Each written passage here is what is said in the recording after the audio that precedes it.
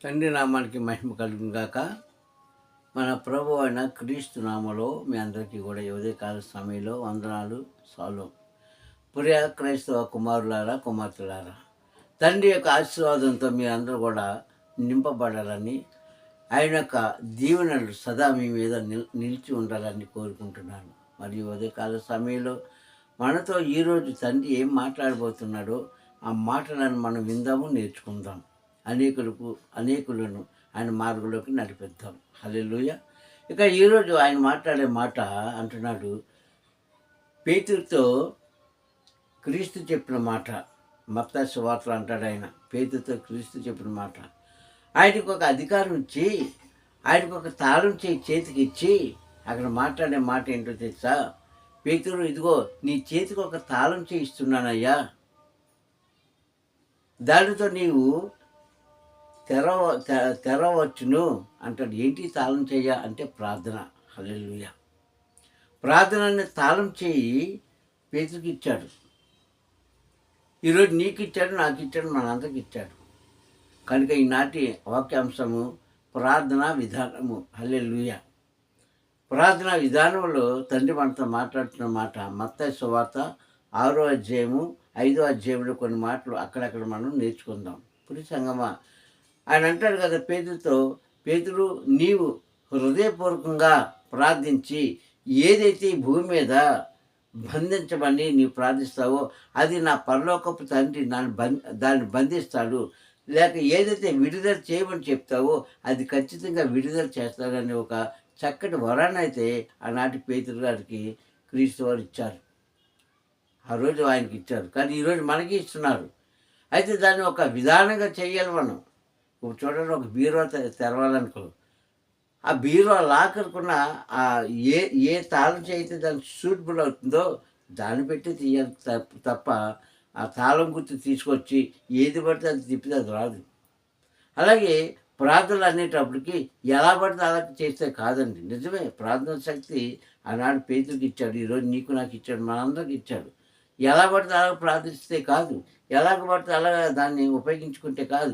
దానికి ఒక సిస్టమ్ పెట్టాడు, దానికి ఒక నియమం పెట్టాడు, దానికి ఒక పద్ధతిని ప్రవేశింపజేస్తాడు. ఆ విధంగా పోరాడాలి, ఆ విధంగా ప్రార్థించాలి, ఆ విధంగా మనం దాన్ని తెరవబడాలి. హల్లెలూయా. ఇది ఆనాటి తన శిష్యుడిగా అయినటువంటి వారికి నేర్పించిన ప్రార్థనా విధానం. హల్లెలూయా. ఏంటి ఆ ప్రార్థనా విధానం అంటే, మొట్టమొదటిగా అంటారు కదా 6వ అధ్యాయంలో, పరలోకమందున్న మా తండ్రి అని నేర్పించిన పాఠం. పరలోకమందున్న మా తండ్రి, నీ నామము పరిశుద్ధపరచబడుగాక. ఇది మొట్టమొదటిసారిగా మనము ప్రార్థనలో పలకవలసిన అమూల్యమైన మాట. ఇలాగ ఎవరు చేస్తున్నారండి నాకు తెలియదు, ఎంతమంది చేస్తున్నారో మనకు తెలియదు. మనం ప్రార్థించేటప్పుడు మొట్టమొదటిసారిగా ఆయన నామాన్ని ఘనపరచాలి. అదే శిష్యులకు నేర్పించాడు. ఈరోజు మనకు అదే చెప్తుండ్రు పాఠం ద్వారా. నీవు ప్రార్థిస్తున్నావే, నీ ప్రార్థన నా పరమ తండ్రి వినాలి అంటే, నీ ప్రార్థనకు సమాధానం రావాలంటే ఇలాగ చెయ్యండి అని నాటి శిష్యులకు చెప్పిన ప్రార్థనా విధానము ఈరోజు మనందరికీ నేర్పించారు. కానీ చాలామంది వీటిని ఎలా చేయట్లేదు. ఇలా చేయట్లే. ఈరోజు మనిషిని పొగుడుకుంటున్నారు, మనిషిని హెచ్చించుకుంటున్నారే కానీ తండ్రి నామాన్ని హెచ్చించేవారు, తండ్రి యొక్క ఆయన చేసే అద్భుత కార్యాలు కనపరిచేవారు తక్కువైపోయారు. చూడండి, ఒక అత్యధికమైన వ్యక్తి మిమ్మల్ని ఆహ్వానించారనుకోండి, ఒక స్టేజ్ మీదకో, లాంటి వారి ఫంక్షన్లకో, లాంటి వారి గృహంలోకి ఆహ్వానించారనుకోండి, ఒక వ్యక్తి ఉన్నవాడు వెళ్ళగానే మనం ఏం చేస్తామంటే ఆ వ్యక్తి పేరు చెప్పి, ఈయన చాలా మంచివాడండి, నేనంటే చాలా గౌరవము, నా కుటుంబం అంటే చాలా గౌరవము, మమ్మల్ని విడిచి అన్నాడు కూడా ఆయన మమ్మల్ని ఎప్పుడు కూడా మర్చిపోలేడు, చాలా మంచివాడండి అని 2-3 మాటలు చెప్పాక అక్కడ ఏ కార్యాలకు వెళ్ళామో ఆ కార్య నిర్వహణలో మనం పాల్గొంటాం.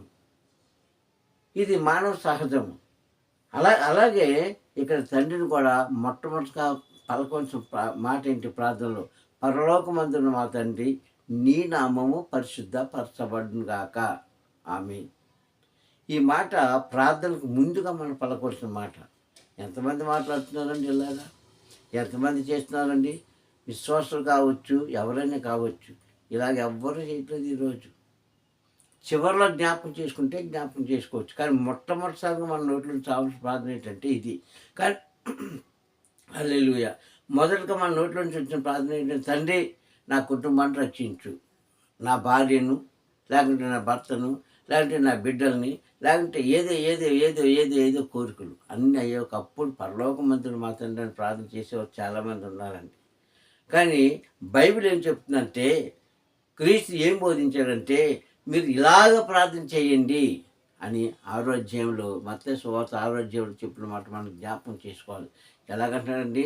తండ్రిని ఎలాగడగాలంట? ఆయనను మెప్పించి, ఆయన నామాన్ని ఘనపరుస్తూ, ఆయన దగ్గర వినయంగా మాట్లాడుతూ, వినయం కలిగి ఉంటూ ఇలాగ అడగాలంట. ఎలాగా? పరలోకమందున మా తండ్రి, నీ నామం పరిశుద్ధపరచబడుగాక, నీ రాజ్యం వచ్చునుగాక, నీ చిత్తమే భూమి మీద నెరవేర్చబడునుగాక అని. అప్పుడు ఏం కోరుకోవాలి? మొట్టమొదటిసారిగా మాకు రావాల్సిన డ్వాక్రా మహిళలు రావాల్సిన డబ్బు ఆగిపోయింది, అది విడుదల చేయి. లేకుంటే ఇదిగో మేము కట్టుకున్న గృహానికి లోన్ రాలేదు, అది విడుదల చేయి. లేకుంటే ఏదైతే కోరికలు ఉన్నాయో అవి కాదు. ఇవన్నీ పలికిన తర్వాత మొదటగా పలకొన్న మాట ఏంటంటే, మాకు అనుదిన ఆహారము మాకు నేడు దయచేయము. ఇది రెండోసారిగా పలకొల్సిన మాట. క్రీస్తు ఒక క్రమాన్ని నేర్పించాడని ప్రార్థనా విధానాన్ని. ఈ ప్రార్థనా విధానాన్ని ఎవ్వరు కూడా చేయట్లేదు ఈరోజు. ఎవరు కూడా జ్ఞాపకం చేసుకోవట్లేదు. కొంతమంది చివరిలో ఈ ప్రార్థన చేస్తే చేస్తారు, లేకుంటే అది కూడా లేదు. కొంతమంది అంటారు ఇలా చెయ్యాలా, చేయవలసిన అవసరం లేదంటారు కొంతమంది సేవకులు. కొంతమంది అంటారు చేసినా పర్వాలేదు, చేయకపోయినా పర్లేదు అని కొంతమంది అంటారు చేయనేయకూడదు అంటారు కొంతమంది. ఇదండి ఈరోజు సేవకుల విధానంలో. కానీ బైబిల్ తండ్రి కుమారుడు ఏం చెప్తుందంటే, నీవు తండ్రి దగ్గరికి వెళ్ళేటప్పుడు ముందు ఆయన నామాన్ని ఘనపరచు, ఆయనను సంతోషపరచు, ఆయనను వేడుకో, అప్పుడు నీకు ఏది కావాలో అడుగు. నేను అనుదిన ఆహారం మాకు దయచేయము అని. తర్వాత నువ్వేం కోరినా పర్వాలేదు. ఎందుకంటే ఇప్పుడు సంగమా, ఇలాంటి ప్రార్థన కొంతమంది అంటారు ఇది మనకు సంబంధించింది కాదండి. ఆనాడు క్రీస్తు వారు శిష్యులకు నేర్పించిన ప్రార్థనే కానీ ఇప్పుడు ఈ ప్రార్థనతో పని లేదండి అన్న సేవకులు చాలామంది చూస్తుంటాం మనం ఈ రోజుల్లో. ఆ ప్రార్థన మనకి ఎందుకండి? మనకి ఎందుకు పనికిరాదు. అప్పుడు శిష్యులకు నేర్పించాడు, ఇప్పుడు మనకు ఆ ప్రార్థన వద్దు. ఇది ఎవరు మార్చేసిన శిష్టాలు ఇవి అంటే, సేవకులు బుద్ధిహీనులని సేవకులు మార్చే మాటలు ఇవి. వారు పలుకుతున్న మాటలు. వారిని బుద్ధిహీనులు అంటే నేను కాదు, గ్రంథం. నేను అనవలసిన పని లేదు. గ్రంథమే మాట్లాడుతుంది. ఆయన నామాన్ని హెచ్చించకుండా, ఆయనకు కృతజ్ఞతాస్తుతులు చెల్లించకుండా, ఆయనను స్తుతించకుండా చేసే ఏ క్రియ కూడా భూమి మీద సఫలం కాదు అని గ్రంథాల్లో మనం చూసుకుంటున్నాం, పాత నిబంధనలు. కనుక ఇక్కడ నేర్చుకోవాల్సింది ఏంటంటే, ఆయన నామాన్ని గణపరుస్తూ నీకు ఏది కావాలో అప్పుడు అడగమంటున్నాడు. అందుకంటున్నాడు ఆరోగ్యంలో అక్కడే ఏది మీకు అడుగుడి ఇవ్వబడిన అంటున్నాడు. అప్పుడు ప్రియ సంగమా, 5-6 అధ్యాయాల్లో చేసిన ప్రార్థన ఏంటంటే ఈ విధంగా మనం ప్రార్థన చేయాలని తండ్రి కుమారుడు నేర్పించిన ప్రార్థన విధానం మనం నేర్చుకోవాలి. కనుక పరలోకమంతున్న ఆయనను మనం కనపరచాలి, స్తుతించాలి, ఆరాధించాలి. అప్పుడు నీ కోరికలు నీకు ఏదైతే అనుకుంటున్నావో అది అడుగు ఆయన్ని. అది ఆయన దృష్టికి న్యాయంగా ఉంటే, ఆయన దృష్టిలో నీతిగా ఉంటే, ఆయన దృష్టికి మేలుకరంగా ఉంటే, నువ్వు కోరింది అన్యాయం కాకపోతే అప్పుడు నెరవేరుతుంది.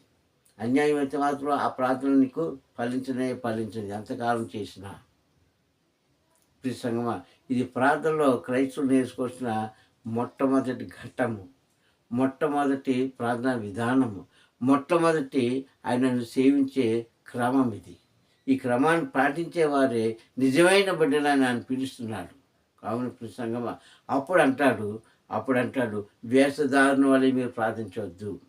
రెండో మాట అక్కడే, వేషధారణ వల్ల మీరు ప్రార్థించవద్దు, అన్యుల వల్ల మీరు దీర్ఘ ప్రార్థన చేయొద్దు, నీ తండ్రిని మీరు విసిగించవద్దు.